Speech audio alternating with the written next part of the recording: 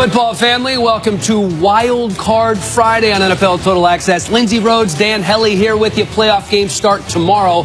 The drama started late last night in the Boston area, and it actually had very little to do with football. That's right. It is the bombshell report that's got everyone talking today about the Patriots dynasty and the complex interpersonal dynamics that could threaten to rip it apart. According to ESPN's Seth Wickersham, who reportedly talked to more than a dozen Patriots employees, there's been a lot of tension this season between Brady, Belichick, and Robert Kraft. Much of it centering around Brady's trainer and business partner, Alex Guerrero, and some of it centering around the team's plans to succeed Brady. As for the Patriots' response, a joint statement from the three mentioned parties. For the past 18 years, the three of us have enjoyed a very good and productive working relationship. In recent days, there have been multiple media reports that have speculated theories that are unsubstantiated, highly exaggerated, or flat out inaccurate. The three of us share a common goal. We look forward to the enormous challenge of competing in the postseason and the opportunity to work together in the future, just as we have for the past 18 years. It is unfortunate that there is even a need for us to respond to these fallacies, as our actions have shown. We stand united. For more now on this, we bring in Ian Rappaport, who spent a lot of time around this team over the years. The article paints a picture of a relationship that is very much on the rocks. Ian, what's your take? That is not quite my understanding, that it is an untenable relationship between Bill Belichick and Tom Brady. Now, it's been a long relationship. I would liken it to a marriage. And this is a situation where, usually if you see a husband and wife fighting in public, they don't always get divorced. Sometimes they go home and they make things better and they both get over it. That seems to be where this is. The relationship has had its rocky moments, no doubt. It's been more than a decade. Things have been tense. But Bill Belichick and Tom Brady are not best friends. They have never been best friends. They're just basically the NFL's best working duo. From all the people I've spoken with, not just today or yesterday, but over the past several weeks and months, no one has told me anything to suggest this is ending. But yes, it has gotten a little tense. The belief is both men will be able to work through it. One of the specific things addressed in this article is the trade of Jimmy Garoppolo. It asserts that Belichick was backed into a corner somewhat by Kraft and forced to trade Brady's heir apparent. What do you know about the way that trade did go down? Well, Belichick doesn't get forced to do anything, so that's one part of it. The other part of it is this really comes down to a business decision. The Patriots offered Jimmy Garoppolo several contracts this past spring. Wouldn't take any of them, one, because of the money, but two, he wants to be a starter in the NFL. And the Patriots knew that with Tom Brady not showing any signs of age, that's the one thing they didn't account for, that Brady has been as good as ever. They couldn't have two starting quarterbacks on the roster for money reasons and for business reasons, and Jimmy wanted to play, so they waited till the last possible second, used Garoppolo's insurance against a Brady injury, and then finally found a nice soft landing for him and sent him to a place where they believed he would be successful. Patriots with a bye this week, waiting to find out who they'll play next week in a game that it looks like they will have some added motivation for one way or another. Thank you, Ian. And wouldn't you know that today of all days, we have three-time Super Bowl champion Willie McGinnis in the house, and he might be the man to blame for this whole thing. It's my fault. Because he's the one who brought Alex Guerrero, who is Tom Brady's business partner, not really a trainer, but more of a soft tissue specialist, to the Patriots way back in the day. You heard the reports, you read the article. They say that some players felt they had to choose between working out with Guerrero to appease Brady and the team. They were forced to make that decision. What were your thoughts on that? It was kind of funny because that pressure was created by us when we was there with the Patriots, and Tom was a part of that as a young player. We created the pressure that if you're not doing way more than enough, then you're not doing enough. And if the establishment or the organization required you to do 2 days of weight training and all these different things, we would double that. So I think first and foremost, you had to make sure you went above and beyond what the team, the organization required you to do. And then Alex Guerrero was an extension of that, which we call getting the edge, trying to get better, doing more than everybody else was doing. So Alex was an extension of what the Patriots required. And we created that in the locker room because we wanted to compete at a high level. And if you wasn't doing way more than everybody else was doing, in our opinion, you wasn't doing more. So we created that as players. Alex Guerrero, very important to you when you played, very important to Tom Brady right now. Tom Brady, according to the article, uncomfortable with Jimmy Garoppolo in Foxborough, and essentially they said that Robert Kraft decided to tell Belichick to trade Jimmy Garoppolo, and that's why he traded him. You're starting to smile right now. We heard what Ian Rappaport said. He said Bill Belichick isn't forced to do anything. Do you agree? He's not. And you know, Ian was right on point with that. Bill Belichick, if anybody knows how that works, he is the football operations. He does everything. And even in my situation, when I was let go or traded away, Mr. Kraft, I was his first draft pick, and we have a really, really close relationship. He didn't step in on that decision. So Belichick's going to make certain decisions. He's going to go to the ownership, and he's going to make sure they're okay with those decisions. But make no mistake about it, he runs football operations. So if you didn't make a deal before the season, if you didn't make a deal before the first deadline, the last deadline, you had to make a decision. Else you're going to be paying Jimmy Garoppolo somewhere north of $25 million. They said there was a palatable feeling, Seth Wickersham, who wrote this article, that this trio of Kraft, Belichick, and Brady would not survive beyond this year, that it was a possibility that this dynasty, that there are cracks in the foundation, and it could be broken up. All dynasties end, and I don't know if it's going to be this soon. I think there's a lot more football left. If you talk about Mr. Kraft, Belichick, and Brady, they all have multiple years left on their deals. And if it's salvageable, we'll see at the end of the season. But I think that all parties will probably at some point, not right now, because playing football, winning a championship is the most important thing at this point. But after the season, I'm sure that all the different parties will come together and they'll try to figure it out and see if this thing can be put back together or if it's okay. Maybe we're reading too much from the outside. Maybe there's some truth to a lot of reports, but you heard with the organization, with the statement they put out, that there's a lot of inconsistencies, and their main goal is to win championships. It sounds like there's some repairing that needs to be done for sure in this relationship with those guys. I guess time will tell. We'll see. And we'll see what happens on the field next week. Thanks, Matt. Big news day, also huge today. The news out of Oakland that they've not only found their guy, but they're paying him more than any other coach has ever been paid. A 10-year, $100 million deal for Jon Gruden, who, according to Ian Rappaport, will be introduced as the Raiders head coach on Tuesday. Ian, that is a lot of money. That is a lot of money, and this has always been Jon Gruden's price tag, $10 million per year. Every time his name has come up in job openings, and it has come up a lot. Tennessee, Texas, the Bucs a couple times, the Raiders a couple times. Everyone has tried.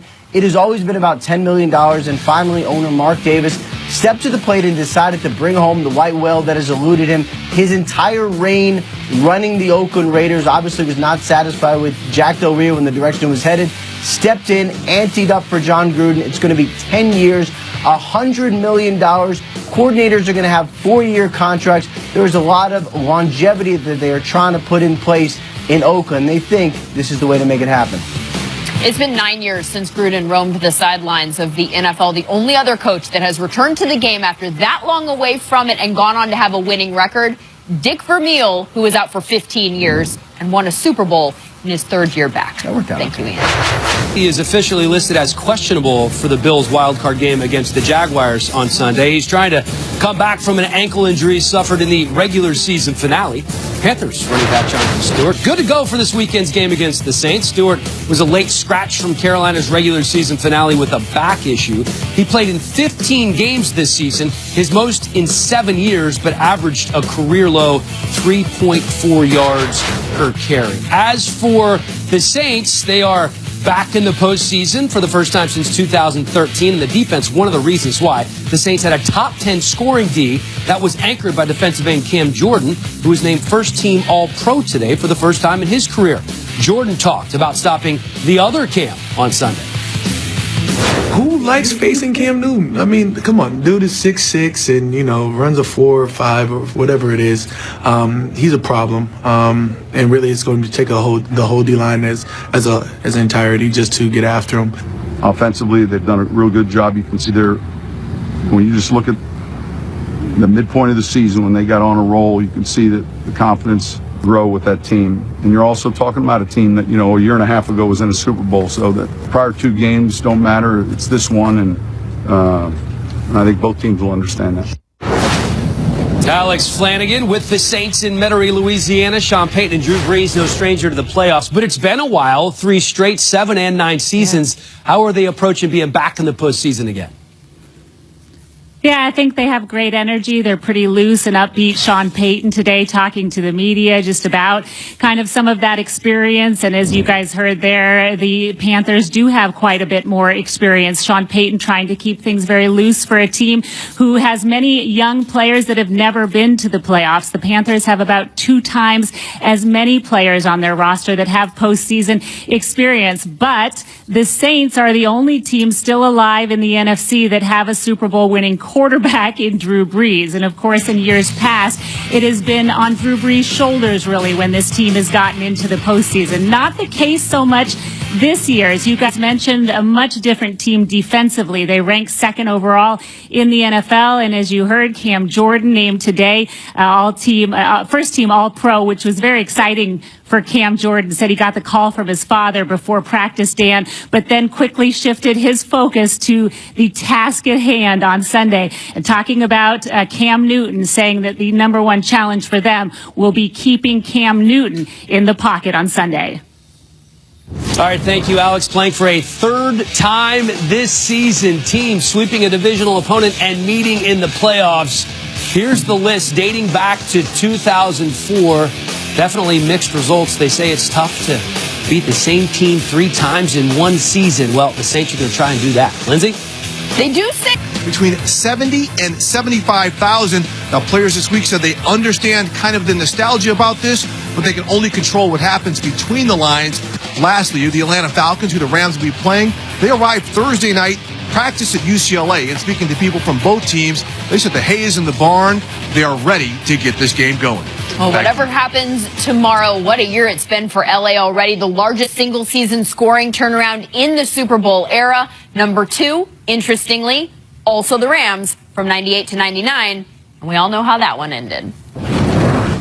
And this coming in from Delaney Walker and the Tennessee Titans on Twitter. They have arrived in Kansas City ready for Wild Card Weekend. And keep in mind, it was just last December that the Titans beat Kansas City in Kansas City. To do so this time around, they're going to have to slow down this man, Kareem Hunt, the leading rusher in the NFL as a rookie with 1,327 yards, and that's coming with just 1 carry in their regular season finale. James Palmer is in Kansas City. The Chiefs' formula for victory this time around is what, JP?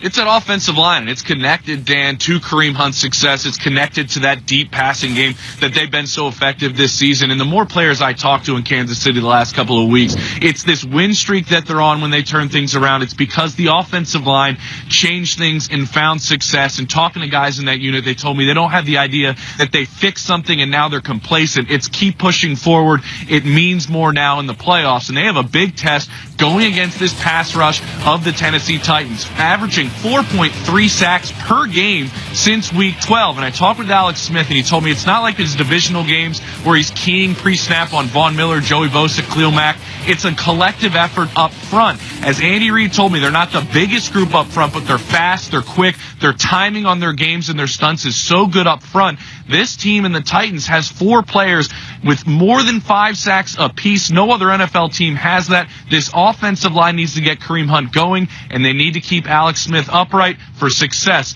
against the Titans tomorrow afternoon. Still to come on NFL Total Access. The Titans could beat the Chiefs, but will they?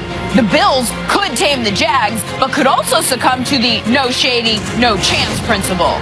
And if you like an upset or two, no need to trip. A couple MVPs might just pull it off. Plus, it's 1 game at a time. It's a 1-game season. It's any cliche you can think of, but it's also 30 days to the Super Bowl. And number 30 wants to get there. Will he start the run with an home run? Well played. But first, our special guest has to pick up the slack left by LaShawn and go toe-to-toe with the first-team All-Pro, Kelvin Benjamin. What you got, kid? Do you have a message for the Jacksonville Jaguars or Jalen Ramsey?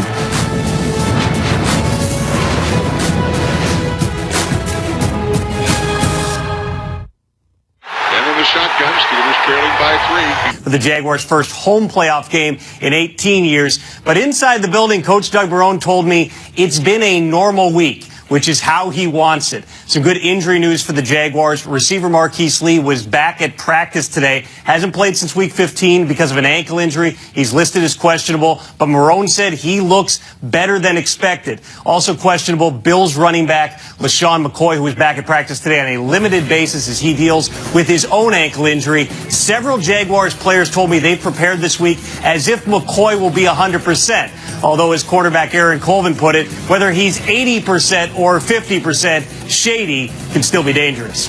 Not a lot of playoff experience in this one. 11 guys who have been there before in Jacksonville, 18 in Buffalo. Bills still alive for a playoff berth. Intercepted! Jordan Poyer! Nervous time now starts for the Buffalo Bills. Dalton throws. It's complete. It's now the wide receiver for the Buffalo Bills, Kelvin Benjamin. I said watching that tape of you guys in the locker room that if you can't be happy for the city of Buffalo and the Buffalo Bills, you're un-American. What was that like to be in the locker room after you guys beat Miami and then you see that highly improbable play from Andy Dalton happen and the Bengals win the game to get you guys into the playoffs? It was crazy, man. You can't even explain it. It was just one of the moments where, I mean, it was just crazy in there. I mean, everybody was hugging, everybody was screaming. It was crazy from the owner down to to the equipment manager, man. It was crazy.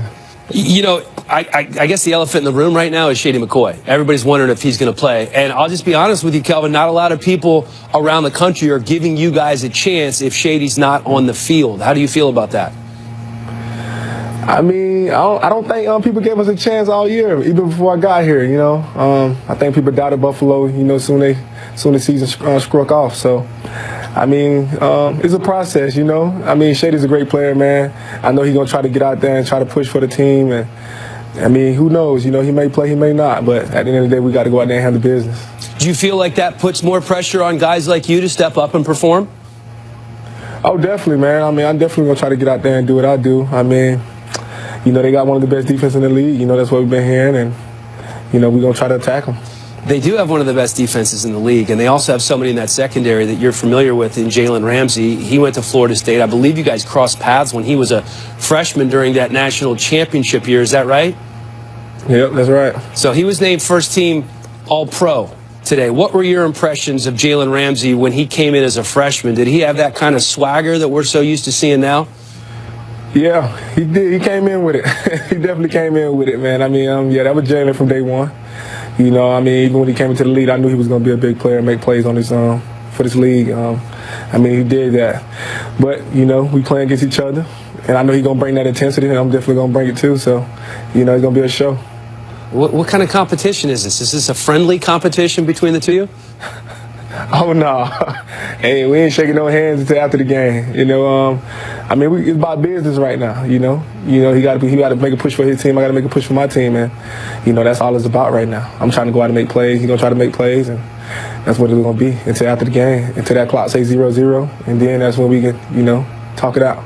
I cannot wait to see this game this weekend. It's your stage. This is the final question of the interview. Do you have a message for the Jacksonville Jaguars or your friend Jalen Ramsey before we wrap this thing up? I mean, man, we coming, man. We just coming to play. You know, we're going to leave it all on the table. So, you know, you guys put your big boy shoes on because we coming. That's Kelvin Benjamin. You better have some big boy shoes because this is a big boy right here. Good luck this weekend. We're going to be rooting for you, friend. All right, man. Thank you. Thanks for having me. We're going to turn to KB's former team, but when we talk competing in the postseason and the opportunity to work together in the future, just as we have for the past 18 years. It is unfortunate that there is even a need for us to respond to these fallacies, as our actions have shown we stand united. Steelers linebacker Ryan Shazier has regained feeling in his legs. Speaking publicly for the first time since his son's spinal cord injury in early December, Vernon Shazier declined to give specifics about his son's recovery, but he did say that his son was making progress. He's making progress daily. You know, he's a long ways from where he was on that Monday night when he was laying on the field. But I believe when the smoke clears and all of this is over, that God is going to get glory out of it. Do you think he'll play again? Yes. Yes, I do. I should leave. Shazier teammate Antonio Brown revealed today to be the only unanimous selection to the 2017 AP All-Pro First Team. Other selections include Tom Brady at quarterback, Todd Gurley at running back, and Le'Veon Bell as the flex. The first team also features 7 players that did not make the cut for the Pro Bowl. Andrew Whitworth, Andrew Norwell, and Jason Kelsey on the O-line, Cam Hayward on the D-line, both safeties, Kevin Byard and Harrison Smith, and punt returner Jamal Agnew. LaShawn McCoy, the league's 4th leading rusher, did not make the cut. The question today, will he make it back from his ankle injury to play in Sunday's game? The Bills running back limited at practice today and officially listed as questionable. Let's go rapid fire, get 3 minutes on the clock if we could, please. We have our running back here, so I want to ask you about Shady McCoy. It sounds like listening to him yesterday, if he does play, he doesn't expect to be 100%. He really likes to be. He's setting you up, man. Dan, he's setting you up, man. But here's the deal. All ankle injuries are different. I'm not sure what he's going through and how he feels. But if he can play, I think he'll be productive. We've seen in the past where he's on his injury reports. He comes out and he plays well. And Jacksonville's rush defense isn't that good. So I think there's a chance that if he does play, he plays well. Ooh, I don't know, man. That type of running style.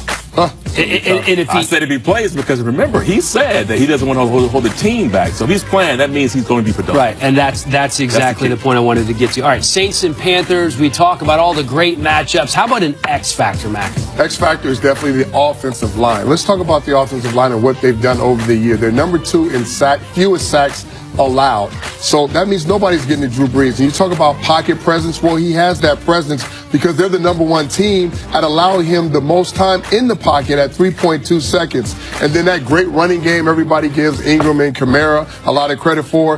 They're the best team in the league before contact, which means these guys are running the ball, I don't know how many yards down the field before they're even touched. So they're opening up those avenues and those holes. Wish I had those holes. And they're not getting, you had those holes. I'm playing against you.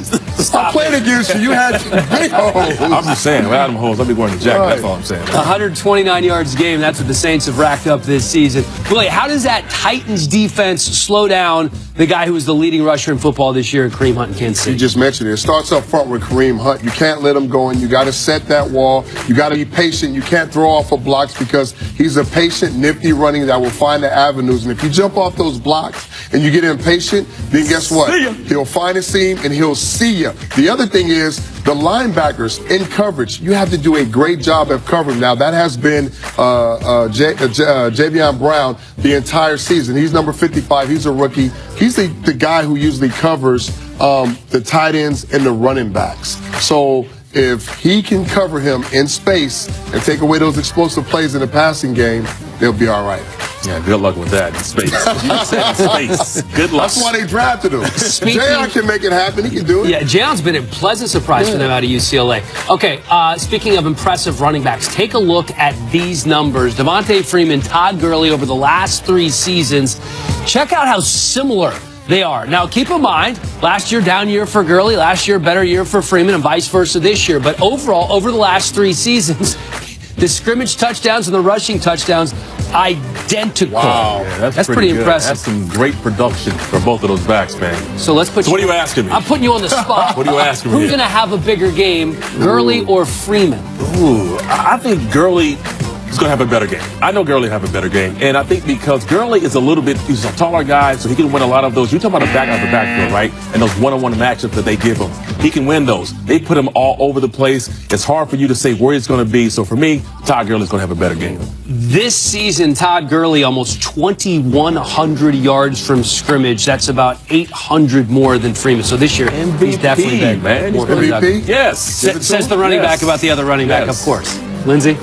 Bulldog, too. She get that one. Gurley, one of LA's offensive weapons. Jared Goff, another one. 19 touchdown passes in the second half of the season. No one else in the league threw more. And certainly a lot of the credit for that goes to his head coach, Sean McVay, who, along with Goff, sat down with Mike Silver to take a look at some of those plays for tomorrow's game day morning. When a play comes into the huddle, what's usually your reaction? No matter what the situation is, whether it's 1st and 10 or 3rd and 15, it's like, all right, this play's going to work. Just by, the confidence he sends it in with, and then I try to extend that to the huddle. What about you? When you send him in, are you like, this is definitely going to work? Well, you feel a lot better about it when you've got guys like him executing these plays. The players make them come to life. All right, let's watch some ball. This is a fun one right here because they had decided that they were going to bring some of these weak side pressures, and this is an unbelievable job by our offensive line being able to push it, protect the inside linebacker, and then watch Jared eyes down the field, and you talk about a 7-step, 1-hitch time. He really ate when he's open to his left. And Robert Woods on a perfect route, perfect throw. From his own end zone, he winds up and deals down the middle. At the 50, it's hauled in, Robert Woods.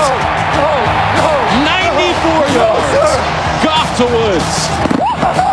And that is a thing of beauty right there, isn't it? I mean, Jared and I probably almost broke each other's hands high-fiving when he came off after this one. I gave Sean the hardest high five of my life. I think I'm going to stroke my hand. We're kind of on the same page with some stuff, and this was definitely one of them where I saw the look, and sure enough, he sent it in. He's kind of like, yeah, like, here it is. It's going to be good. Like, we got the look, and sure enough, good play. That is at noon Eastern tomorrow. Right now, let's check out the Castrol Edge Clutch Performer of the Week, and it's one of the Bills' saviors, Bengals wideout Tyler Boyd, who caught a 49-yard touchdown pass with 44 seconds left to not only win the game for Cincinnati, but also knock the Ravens out of the postseason and assure Buffalo its first berth since 1999. As a group, they made history this season, accounting for 5,764 yards. Impressive stuff, but as the old saying goes, you're only as good as your next one. So after the break, which rookie had 1,554 scrimmage yards this season?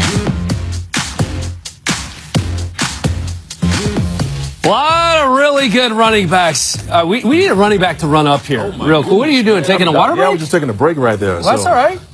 Showing how quick I am, how fast I can get up here. You like talking running backs, I believe. I do. Let's talk them. We just got a good look at these guys. This is the most impressive rookie crop of running backs that I can remember coming in a long, long time. Which one do you think is going to have the biggest impact this weekend? Oh, you got a lot of them this weekend, but it's going to be Kareem Hunt, in my opinion here. And Kareem Hunt, the last couple of weeks, he's really stepped his game up. I know Alvin Kamara has been playing lights out. He's sharing the backfield a little bit. But you think about Kareem Hunt and what he's meant to this team, and when he's doing the things, you see right there, 100-yard rushing yards, or 6-0 in games. This guy is really the engine of that offense. And, of course, Alex Smith, when he stretches that defense, it allows Kareem Hunt to have those lanes and those holes. But this kid here, man, I mean, from day one he came out against New England. He had the big game, slowed down a little bit in the middle of the season because they weren't giving him the ball that much. But he's back. And I think he'll have a big game this week. I'm glad you brought that middle of the season up. We've talked about that a couple of times, but that's the thing. They weren't giving him the ball. He was averaging 13 carries per game. They went 1-6 during that stretch. The rest of the year, when they went 9-0, they fed him the rock. He averaged 21 carries per game. Yeah. So if you just ride Kareem Hunt, I think good things are going to happen. I think they figured that out. That's why they went back to doing it. Yeah, well, I think they said, let's just ride him and see where he takes us. He's only taking them to winning a lot of games at the end of the season, so good. 10 games and into the playoffs again. The Titans going to have their hands full with him. Time now to reveal the nominees for the FedEx Air and Ground Players of the Year. Carson Wentz, Tom Brady in the air, and then on the ground, we have Kareem Hunt, Le'Veon Bell, Todd Gurley. These are the nominees. To vote, you can go to NFL.com/FedEx. The winner will be revealed Super Bowl Saturday night. To be a fan, the playoffs underway. We are 30. Todd Gurley, Terrell Davis, days away from Super Bowl 50. I like that, Liz. You like that number, right? Okay. Can't go wrong with 30, man. All right, let's discuss this number 30 here. Todd Gurley with his first playoff action this weekend. How many yards will he rush for? Over 100 or under 100? What do you think, Willie? I would say over 100 if I can combine his rush and receiving yards together, because I think the Falcons understand they need to stop him up front. Okay. Yeah, they do. But I was with this man at the Rose Bowl. Of course, the Bulldogs won that game. Pat took early. And you too. And me too. I'm excited about it. But no, he was excited about this game. So I think he'll go over 100 rushing yards in this game. Okay. And survey says he's done it 6 times already this season. 68% of the fans. The fans, you think that are he'll right. do it. Are they? Yes, they are. We'll see. And we'll find out coming up whether that equals a win. They'll be picking games a little bit later on. Also, this weekend, a few pretty good pass-catch duos coming up here. We've got Jones Sanu. We've got Watkins Cup. We've got Thomas Ginn. We have Hill and Kelsey for the Chiefs. Who has the most yards? You know what I wish? I wish we can combine a receiver and running back, but we can't. We have to go with this because the running backs are going to be vital. So I'm going to go with this pass-catching duel right here. I think they fare well with the secondary with the Rams. I think they match up pretty well. Yeah, this is a tough one for me, but I'm going with give me the Chiefs over there, man. Hey. Kelsey That's a Hill, good one. yeah, give me those right there. I think that's a good duel to go out there. They have to stretch the ball this game as well. So, Well, you guys got the top 2 options. 43%. Kelsey, those short to intermediate throws, just get it out. dominant. yep, gotta get it to him. I'm thinking chunk plays, though. I'm thinking big plays. Yeah, but Hill can do that for you. So all 4 of the home teams won in the wild card round last year. Which of the road teams this week has the best chance to win this season? Go ahead, Will. I'm sticking what I've been saying for the entire week. I'm going with the Atlanta Falcons with the Rams. I think the weather's going to be great. They're coming to sunny California. I think this team has some explosive weapons that's just waiting to get started. So I'm going with this. Yeah, that's a great one. I'm also going with Atlanta in that one as well. Even though I know because to beat a team 3 times is going to be tough. Yeah. For the Saints, but I picked the Saints to win, so got to go up there. It's going to be tough, but they're going to do it. Yeah, there you go. That's how many people on Atlanta's roster, by the way, have played in a playoff game before. 36 compared to the Rams. 6. We'll see what effects Only that have on the 2 game. starters on their offense have ever played in a postseason game. Okay, these guys will be joining the NFL. We found out this week that Rosen and Darnold and Saquon Barkley, they all declared they're coming out early. Who should the Browns take at number 1? Man, they should take a running back. You know what? I'm tired of quarterbacks going 1 in the draft. You guys know where it is, where your bread is buttered, where teams are now in the playoffs. 9 of the 10 teams have a top rusher in the league. You got to go running back now. And I would normally... They need a quarterback. I would normally say that. They've been needing a quarterback for the last I don't know how many years. Go get and that they running passed, back. but there has been some change in the front office. So they may kind of differ now, and they may end up going to get a quarterback. But I agree with him. Take the running back, and you can get a quarterback later in the draft. You got 2 picks in the first later round. being number 4, Yeah, so you can get a and picks that you could package to even move up if you need There you 2 go. to 2. Okay, 39% the fans agree. Still can get a pretty good Look at quarterback. that, though. It's pretty evenly split. A lot of people voting for all 3 of these guys. Yeah. Browns don't take quarterbacks. Were they surprised us They're this gonna year? this year. They Were have surprised to. us this year? All right, we know who's going to play this weekend. We don't know who's going to. Christian McCaffrey, Kareem Hunt, Leonard Fournette, or Marshawn Lattimore. Those are your nominees. Vote now at NFL.com, and the winner will be revealed during Super Bowl week in Minnesota. Oh, man, wild card weekend is here. Look at all these great games starting on Saturday in Kansas City. Man, running all the way through Sunday. Going to be a in great New weekend. Orleans. We're going to need your picks, gentlemen, Where we before you starting go at? home for the weekend. We are going to start with the Titans and Chiefs. Mac, you're setting And the edges always, so you start. home of the Chiefs. Wow, really? I'm going with the Chiefs. You sound so shocked. What was... I know you did. He made it sound so easy. I just don't think it's going to be that easy. You asked for That would my be pick. the- I'm making it easy, but I agree with them. It's the Chiefs. That would be their 3rd home playoff win in their the entire history. Kansas They've City known a lot of franchise. games. I like the defense in Tennessee. I just don't like the lack of production from the offensive side of the ball, what I've seen the last 3 weeks. Falcons, Rams. Who's it going to be, Willie? The only team that's going to upset the home team is the road team that I picked this year is the Falcons. You I'm just gave taking away the all Falcons. your other picks, so, but, okay. He did. That's cool. I'm going to tell you anyway. Yeah. Falcons. Falcons. Not going to happen. Rams. Okay. Rams going to win that game. It's going to be a Are close you one. solely picking the Rams because Todd Gurley is Because he the hung UGA out. guy? Yeah, he's UGA. They hung out at the Rose Bowl together and all this other because stuff. he just talked about it. He said he didn't like that game because of the offense, right? I'm going there because of their offense. they're going to put a lot of points on the board. The Atlanta Falcons, they have not found the juice yet, so they won't find it. They found it on defense, though. They have one of the most athletic defenses in the game. But they still got to score points. They won't score enough points in that game. The Rams will win.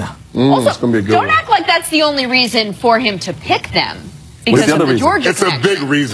That's not. No, I'm saying he implied. No, If no, you watch his Instagram feed after the Rose Bowl, he was so happy about Georgia. What does that have He to do should with be the happy, Georgia? though. He should be happy. All right. So we know who Willie likes in this one. Bills Jags. Let's make Willie wait this time. TD. Let's start with you on Bills Jags. I'm going with the Jags here, man. It's pretty simple, man. The defense is going to be just suffocating. Shady McCoy right now, we don't know what his health is. This guy's their leading rusher. He's their leading receiver. If he doesn't play, they certainly don't have a chance. But Jacksonville, they have too many good players on defense, and their offense is playing at a high level. You said it like a true professional. Should we move on to the next game? So you agree? Well done. I agree. How about the why? Because no, they're at home, so they're going to win. Well, no, not just at home. Well, you already said the only road team that was going to win was Atlanta. Well, that's the reason. Everything that he said. We're on the same page. Yeah. Well, I agree. We'll see. We'll see. Let's remember that Blake Bortles plays quarterback. He's not always on not about point. Blake, he though. has some bad games. He has one he bad has a lot of bad games, but it's not about Blake. This game won't come down to if he needs to carry the team down in a 2-minute drill to win it, because the lack of production. And if you want to make Buffalo one-dimensional and make them just throw the ball, they're one of the worst teams at pass protecting and doing all that. So